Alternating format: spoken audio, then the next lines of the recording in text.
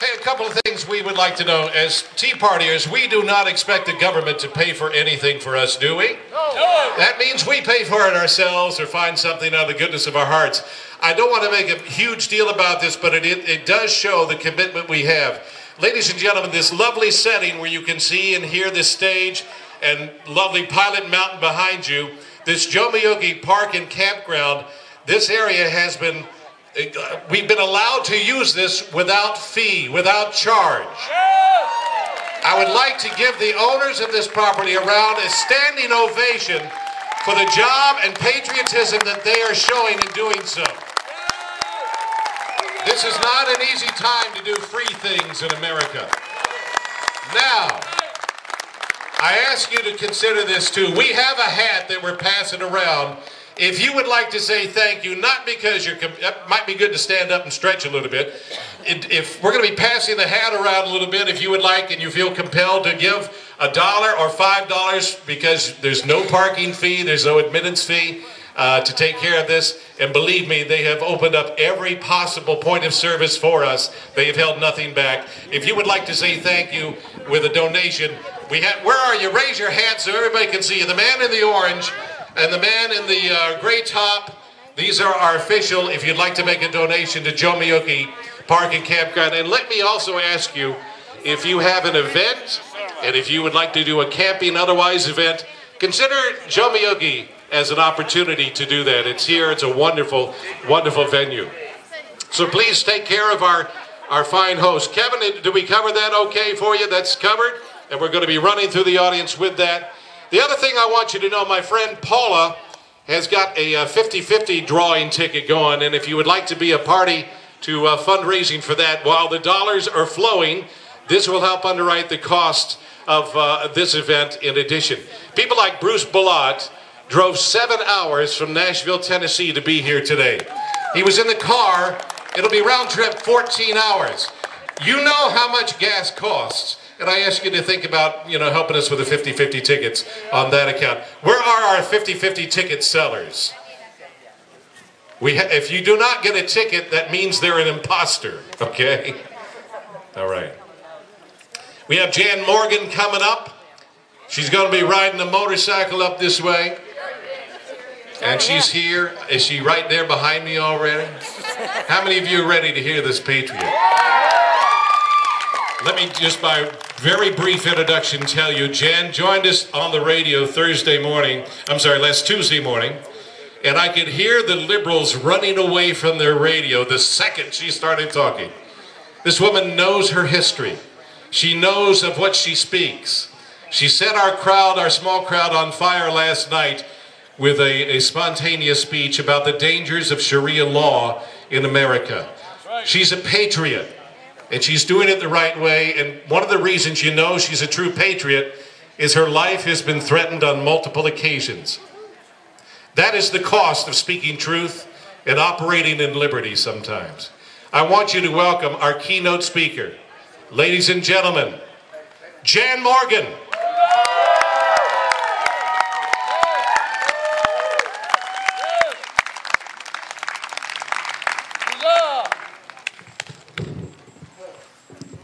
Hello, North Carolina. So glad to be here today. I arrived late yesterday afternoon and had the opportunity to spend some good quality time with a number of you folks who are here today. And as I was preparing to come here, I knew a couple of months ago that I was going to be here.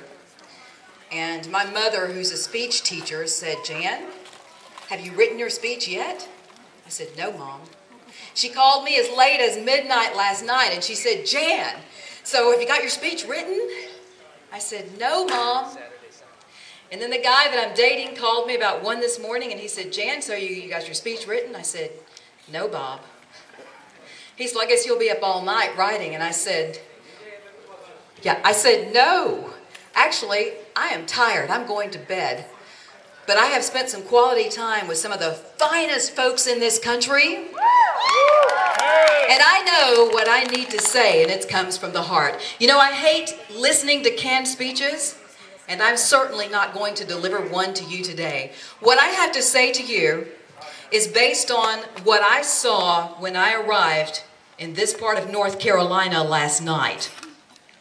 I wanted to spend some time with the folks here and assess the situation. I needed to determine where you were in this battle, what you needed to hear to move forward. And I'm not talking about forward in the Obama sort of way. I'm talking about forward in the American patriot sort of way.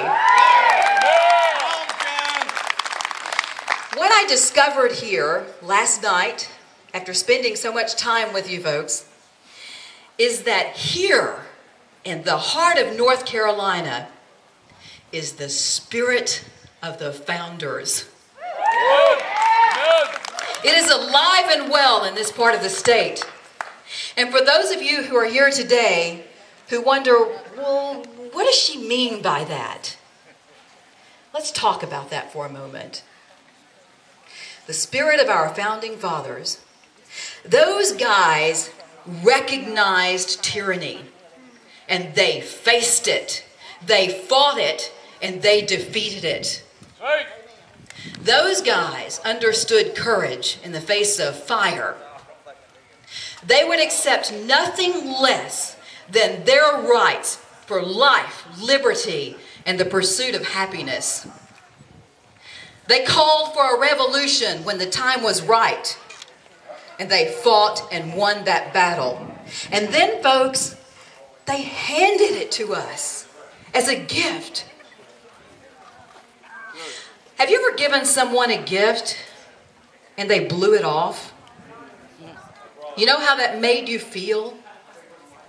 I often wonder today what our founding fathers would think. How would they feel about the way we have treated this gift that they gave us? The ultimate gift, the gift that they died for, that they believed so passionately in. What have we done with that gift, folks? We have allowed a president to trample all over it. We have allowed political correctness, corporatism, tyrants, Marxist and socialist to walk all over it, to act as if it never existed. People, we are in a war here. And we have got to stand up and face it just like our founders did. We've got to understand that what they gave us is under attack. And we're not going to fix it with one election. That's right. We did not get to this point overnight. We didn't get here because of one bad election where we have a socialist, Marxist Muslim now in office. That's right. We've been working our way to this place in history for a long, long time. We've been disappointed by Republicans or people who called themselves Republicans, as well as Democrats. We've been lied to by people who said they were conservatives. And we put them on we got behind them, we vetted them, and we gave them a chance to do the right thing, and then they went to D.C. and became corrupt. Folks, when I think about the founding fathers, what I visualize based on what I've studied and read is that those men had a passion. Where is that passion today?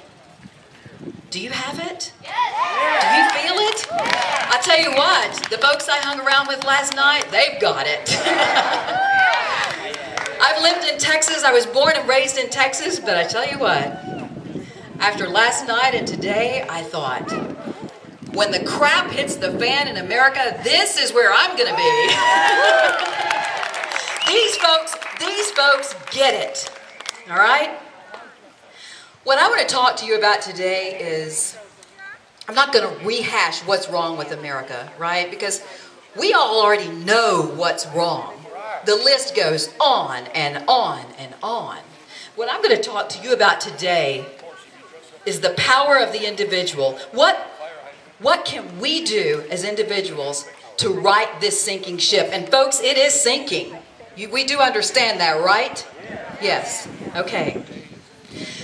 There are too many people in this country who are under the mistaken impression that unless you run for political office, there's really not anything you can do other than that. But people, that is so wrong. There's a lot you can do. First of all, you need to educate yourself on the issues.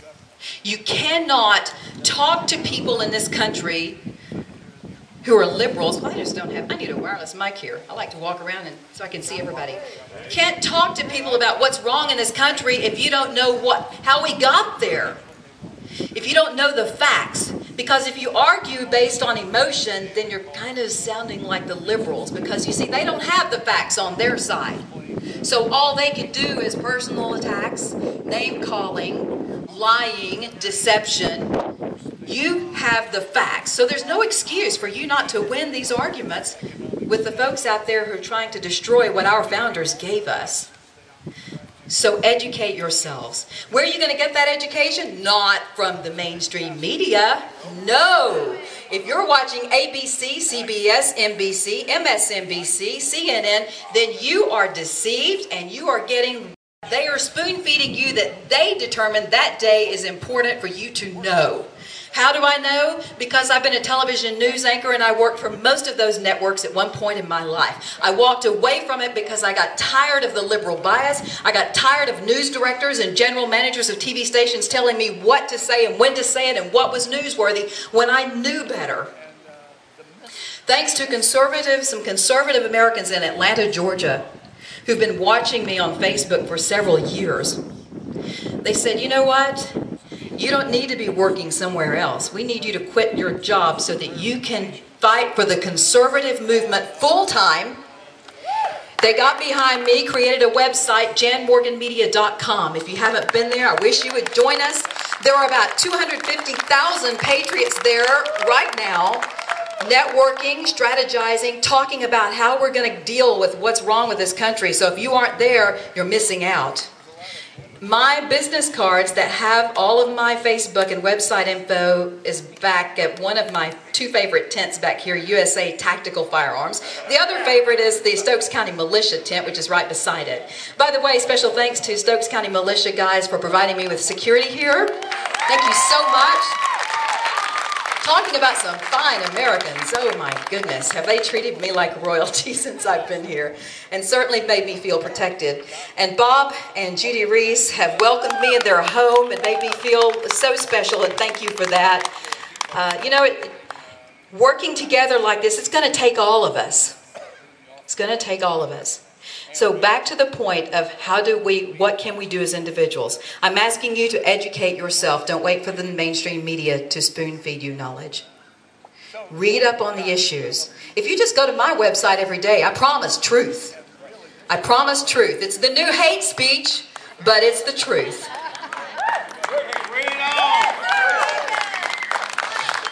And then once you have the knowledge, it is critical for you to man up and share that knowledge. You cannot let political correctness stop you from speaking up about what is right and just in this country. You know, for the longest time, I grew up in an era where my parents said, you know, there are two things you don't talk about at family gatherings, and those things are religion and politics. Guess what, folks? Those days are long gone. We don't have a choice anymore. We've got to talk religion and we've got to talk politics.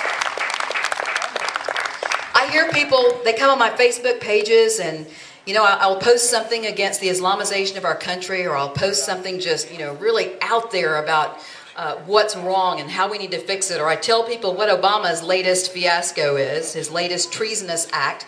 And people will come on in my private message center and say, you go, girl, I'm right behind you. But listen, I can't share your post because it might offend somebody and it could cost me my job, and you know how that goes. Well, I used to give people a pass on that. But the more I thought about it, I decided one of the reasons we are where we are in this country is because the good people stand by and say nothing. Isn't it Thomas Jefferson that talked about that? Evil will prevail when good men stand by and say nothing. You know what, people? The liberals have figured this out, that if they band together and stand up against the right, and they boycott and they fight, that they get their way. Conservatives have been of this mentality because we own most of the businesses in this country. Well, you know, I'm a business person and I can't afford to tick off the liberals because they do a lot of business with me. Well, guess what? There are a lot of conservatives in this country that do business with you, and we've got to start doing business with each other. The liberals need to be as afraid of us as a group as we are of them as a group. What happened to our courage, folks?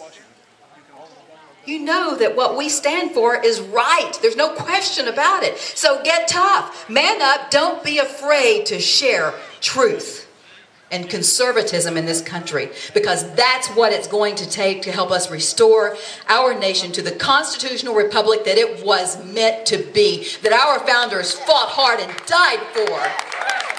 If those guys were willing to lay it all on the line, I mean, look at what they went through. If you haven't read the history, if you haven't seen what those guys went through during those battles, they laid it all on the line, folks. And what are we doing? We're scared that we might lose a few bucks in a business.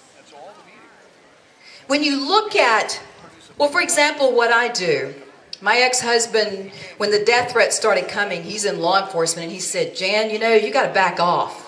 You got to back off and let somebody else do that. I believe in what you're saying. You're saying the right things, but girl, you're just going to have to, you're going to have to let somebody else do that. What if we all backed off?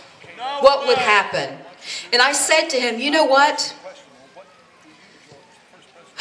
What I have faced is nothing compared to what our founding fathers went through to give us liberty. So if I have to face a few little wimps who want to come on my Facebook pages and hide behind their computer screens and threaten my life, by gosh, bring it on. So instead of hiding, after a couple of years of not sharing with the American public the fact that I am a serious, and I mean serious, lover of guns. Because I'd always been told, don't show people what you have, you know, you just don't do that. I said, well, okay, there are some things that I have that I don't mind showing. So when the death threats came, I put a shot of me with my Bushmaster AR-15 up there, all the way across my screen as my cover photo. And I said, okay, folks, all of you guys who've been threatening my life, this makes me very happy. You know why? Because if you're not having an impact, people don't care what you say or do. But when you are making a difference, boy, do they come out kicking and screaming. So I tell you what, haters out there, you just bring it on. I'm ready.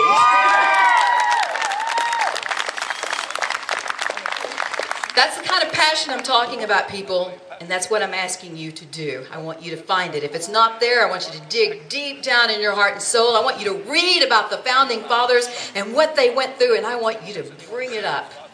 And I want you to face the world and fight hard.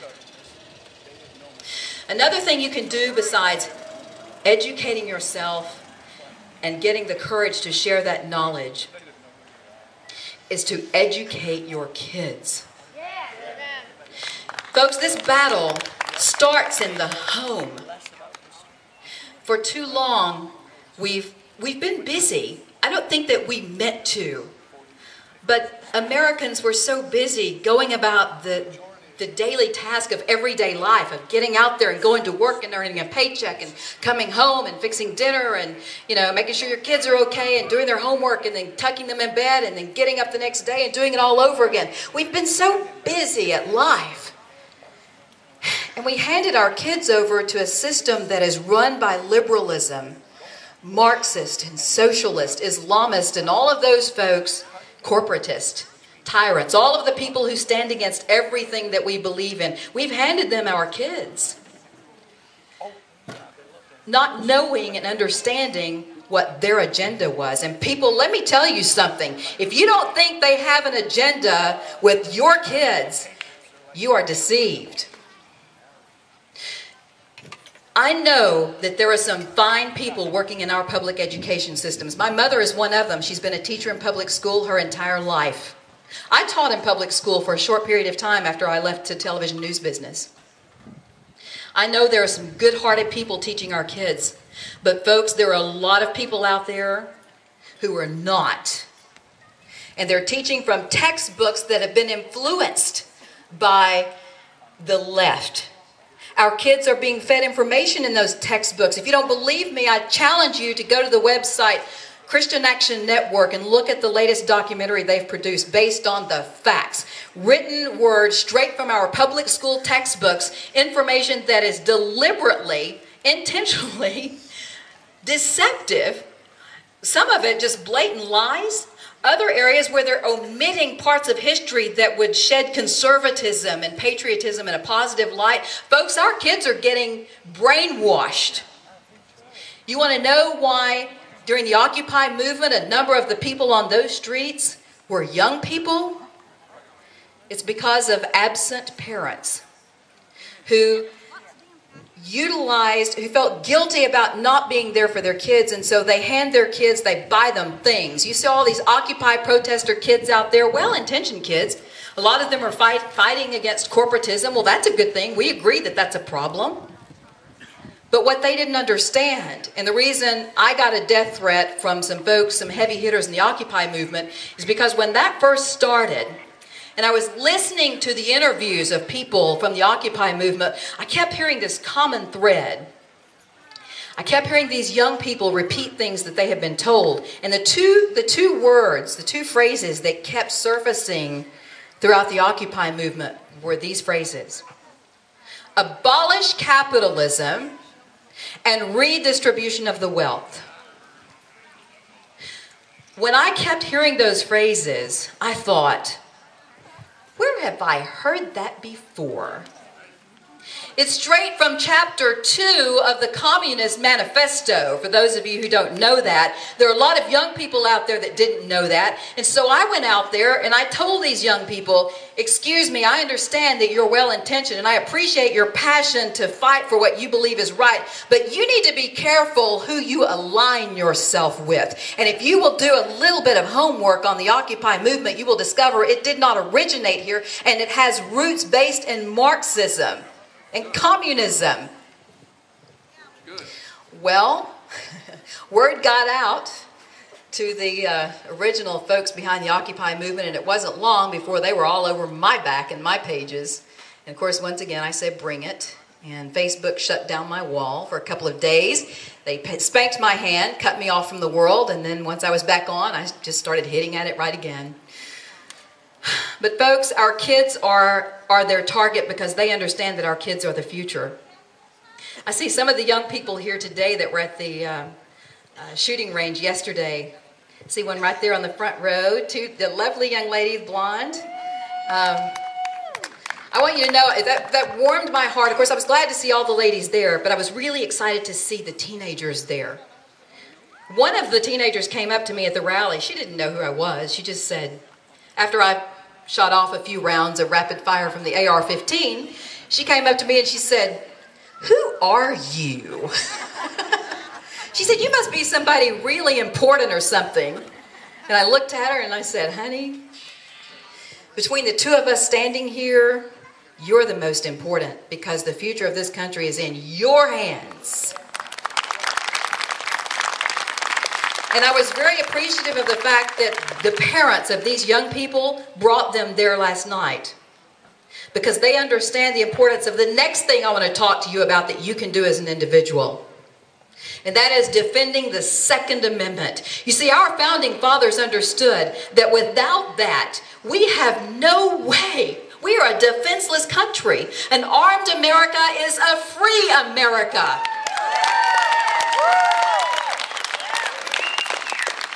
You know what gun control is about? Hitting your target. That's a good one, hitting your target. Gun control has never been about guns. It is about control. Do you know that in the 20th century, 170 million people have been annihilated by their own governments after being disarmed? You see, our founders understood that, and that's why they gave us the Second Amendment.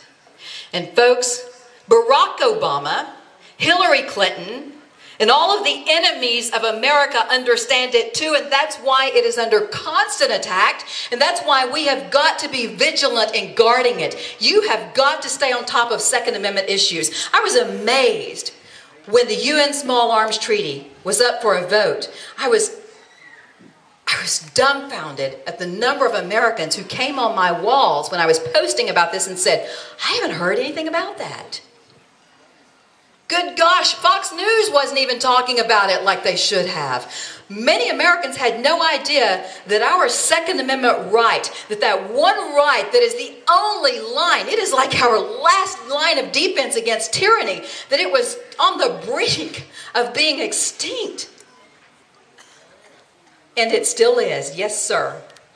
Because what happened is, those of us who did know what was going on, we got busy trying to educate the American public through the outlets that we have about the fact that the UN Small Arms Treaty is not about weapons of war. It's not about gun trade between countries and stopping terrorism. It is about small arms. It is about your weapons of personal defense. Do you know that there were parts of that treaty that would have limited the shelf life of your ammunition that is manufactured in the United States of America to 1 year? How many of you can afford to buy ammunition that only has a shelf life of 1 year? How many of you who are trying to prepare for what may be ahead in this country, an ammo with a shelf life of a year is not going to help us out very much? It affected the manufacturing of firearms in this country. So the National Rifle Association, let me tell you who all I belong to, okay? These are the people that I align myself with. The National Rifle Association. I'm a member of Gun Owners of America. I'm a member of the Second Amendment Foundation. I'm a member of Oath Keepers, a citizen member of Oath Keepers. And I'm a lifetime member of Front Sight Firearms Institute in Las Vegas. And I am proud to say today that just about every single militia in this country is on my Facebook pages. What an honor to know that those folks understand that we're on the same side here. So people, I'm asking you, if you don't have time to read up and educate yourself on anything else, would you please stay on top of the Second Amendment threats that are facing us? Do you know there are over 30,000 gun control laws on the books in this country as I speak here today? That's 29,999 too many. Well, actually, I think it's 30,000 too many. The Second Amendment is my gun permit. Folks, how did we get 30,000 gun control laws on the books? How did that happen? You know how it happened? Apathy. Apathy. We've been too busy being busy and living the American dream, and meanwhile the enemies of America have been stripping away at our rights. Little by little by little, and we become desensitized to what it feels like to lose liberty. You know, it's kind of like when you got something bad happening in your life, if it happens repeatedly, like bad television, for example. You know, the stuff that comes in on our TV sets today is a bunch of trash, most of it. If you watch it long enough, day in and day out, at one time, Clark Gable saying, frankly, my dear, I don't give a damn. At one time, that was shocking. Oh my gosh, I can't believe that was on TV. Now, look at what's on TV. Look at what we allow in our homes. We've become desensitized to it. People, you got to monitor what your kids are watching on TV. You need to monitor what they're doing on the computer. If you have a computer in your home, they shouldn't have unlimited access to anything they want, and they shouldn't be watching too much of this reality TV crap.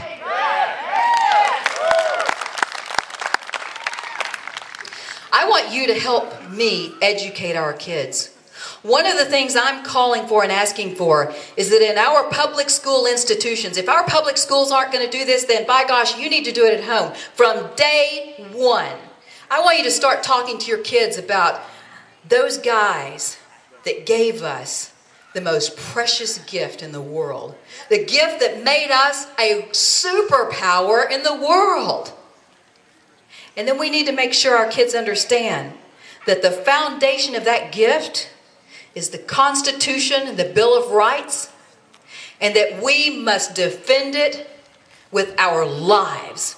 And we must not be desensitized to the chipping away of either of those. We shouldn't allow it. Our kids should be so sensitive to something that's unconstitutional that when they hear it instantly, they know, ooh, that's against the Constitution. I'm a firm believer that every single thing that comes before our legislature, it should pass constitutional muster before it's even put before them for a vote. If it's not constitutional, be allowed to vote on it, because in this country we live by constitutional law.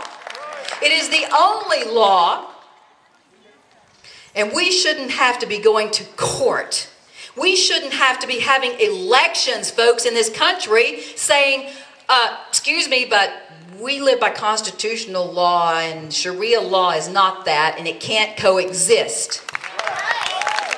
The fine folks of Oklahoma voted 70% to just make a statement about the Constitution by saying Sharia law is not accepted here. 70% of the people of that fine state voted. They were brave. They stood up and they voted and said, we don't want Sharia law in this state. You know why they did that? Because in over 50 court cases in this country, our judges have allowed Sharia law to trump constitutional law in cases involving Muslims. Where the heck did they get the right to do that?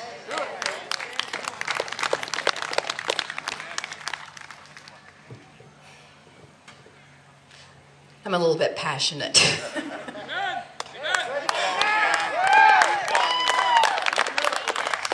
So folks, when I say educate your kids, it is critical that they understand that the Constitution and the Bill of Rights is the nucleus of what made this country great.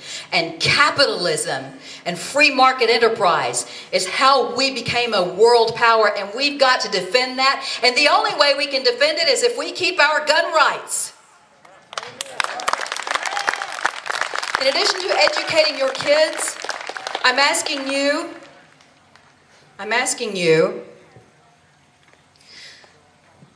to take the time to get to know the people who are running for public office.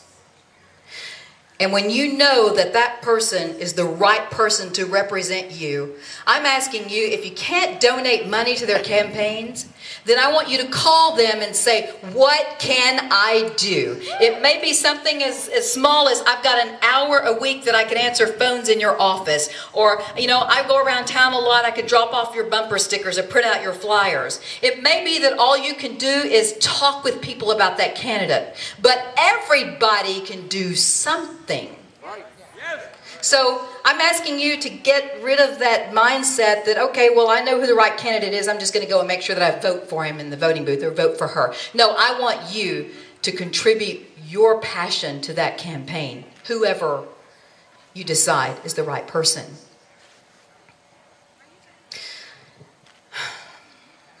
And finally, people, I need you to be vigilant in holding the people that we elect accountable to the promises that they have made us. Long gone are the days that we can just, we talk to the candidates, they make their promises, we say, you bet, I'm fired up, you're the guy, send them to DC, and then we trust them to do the job we hired them to do. People, Congress is not the boss. They work for us. Somehow, that table has been turned, and the President of the United States and the Vice President and Congress, they are under the mistaken impression that we're there for them, that they are to lead us. No, they work for us. When I first started making posts on Facebook, the pastor of my church called me in, and he said, Jan, do you remember the series that I did, the entire series that I talked about the importance of respect for authority? And I said, yes, sir. And he said, well, I've been watching you on Facebook lately. And I said, oh, wait, with all due respect, is this going to be about me disrespecting the President of the United States? And he said, well, you know, I'm not an Obama fan or anything, but just be careful that you don't disrespect him because he is in a position of authority. And I said, oh, no, sir. He works for me.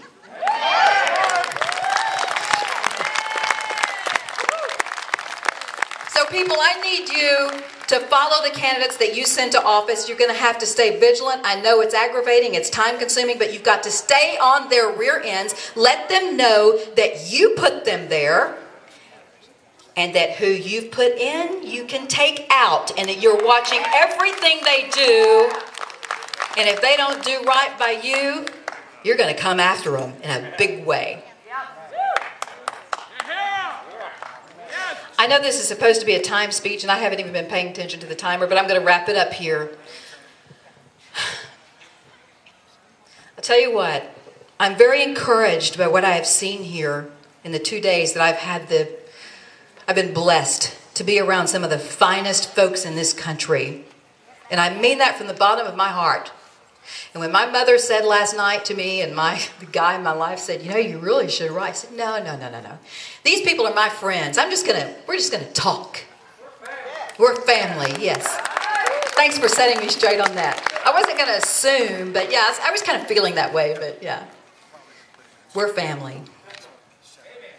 People, I don't know what's ahead of us, but I know it's not good. It's gonna be dirty. And if you think it's been hard so far, you better man up. I think it's going to get a lot worse. And we're going to have to stick together. We're going to have to network. And we're going to have to make sure our kids are in the middle of it all. Get them involved, just like you are. I see the young people here today, and I'm thinking the last place they want to be in the world on a Saturday like this is sitting here listening to old folks talk about God and country. And you know, they may not understand everything that we're saying, but I hope the one thing they take from this today is, my goodness, those folks are passionate about that stuff. Because the passion is where it starts. The passion of the founding fathers, the spirit of our founders. Folks, it's alive and well here. If you're not connected with the Tea Party, if you're not connected with the militia, I'm asking you to link up and support these people in what they're trying to do, because what they're trying to do is restore our country to the constitutional republic that our founders handed to us on a silver platter. And it's our job. It's on our watch. This war against America, against liberty, is happening under our watch. We cannot ignore it. We're going to have to face it just like the founders did, and we're going to have to fight for it. Because you know what? The founders would have already been shooting by now. So what are you going to do? You're going to whisper about it to your friends and say, be sure and vote. And if you're not armed, you need to arm yourselves. And if you're a woman and you're not armed, shame on you. This girl is armed and female. I'm hoping to come back in November if Judy and Bob will have me back. A couple of days either before the election or after the election, and I'm going to do a special deal for women, mothers and daughters with guns. We're going to train, we're going to shoot, and we're going to get women in this part of the area who are not marksmen. We're going to make them confident in handling a firearm, because it's going to take all of us, male and female. Folks, thank you for having me today. God bless you, and God bless America.